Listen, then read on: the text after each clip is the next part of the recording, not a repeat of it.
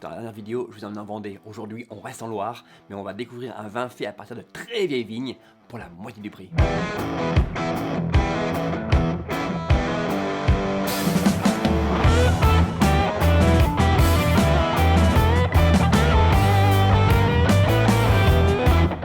Alors le vin dont je vais vous parler aujourd'hui est le Rocher des Violettes du couple Xavier et Clémence Weisskopf sur la commune de Saint-Martin-le-Beau dans la région de Montlouis-sur-Loire, notamment la cuvée Côte 2019. Alors pourquoi je vous recommande ce vin? Pour différentes raisons. D'abord, son rapport qualité-prix imbattable. C'est un vin qu'on trouve au domaine pour 16 €. Je l'ai eu à 12 € chez Ideal Wine. C'est un vin avec une couleur très sombre, avec des reflets pourpres, un nez fruité avec des arômes de lavande, de cerise noire, d'anis et légèrement herbacé, une bouche très raffinée et structurée avec des tanins à la texture légèrement, je dirais, crayeuse, et une finale sur le fruit et très concentrée. Alors, deuxième raison derrière ce choix, son cépage, le Côte. Alors en général, les vins de Loire, les vins rouges de Loire sont faits à partir de Pinot Noir ou de Cabernet Franc. De temps en temps, on va retrouver du Pinot d'Aunis, du Gamay ou même de la Négrette, comme par exemple au domaine Saint-Nicolas. Mais en général, c'est vraiment le Pinot et le Cabernet qui dominent les vins rouges de Loire. Et alors, ici, c'est un 100% Côte.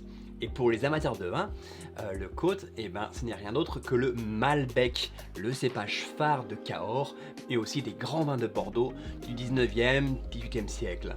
C'est aussi le cépage principal des vignobles d'Argentine, notamment de la région de Mendoza. Alors pour la petite anecdote, son nom original est bien Côte. C'est un monsieur Malbec qui l'aurait importé dans le Médoc au 18e, 19e siècle. Et après, il y a même eu un monsieur Pressac qui l'a amené à Saint-Émilion, et donc sur la rive droite de Bordeaux, on va appeler ce cépage Pressac. Troisième raison, l'âge des vignes utilisées dans cette cuvée. Alors si je ne me trompe pas, jusqu'au millésime 2018, il était indiqué vieille vigne sur l'étiquette.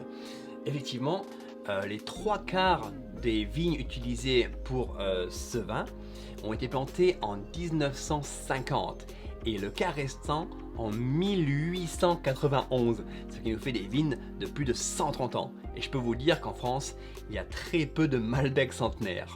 Mais au fil du temps, certains cèpes ont dû être replantés. Et par souci d'honnêteté et de transparence, Xavier a décidé de supprimer cette mention sur l'étiquette et il indique sur la contre-étiquette âge des vignes de 5 à 129 ans pour le millésime 2019. Enfin, l'approche environnementale du domaine. Les 17 hectares situés entre le Cher et la Loire sont entièrement cultivés de manière biologique. D'ailleurs, le domaine est certifié AB. L'approche est exactement la même à la cave, avec des fermentations par levure indigène, une filtration minime et des élevages en bois très bien maîtrisés, en foudre ou en barrique de 500 litres. Voilà, j'espère que je vous aurai mis l'eau à la bouche et que vous trouverez l'occasion de déguster le Rocher des Violettes par Xavier Weisskopf, cuvée Côte en appellation Touraine, millésime 2019.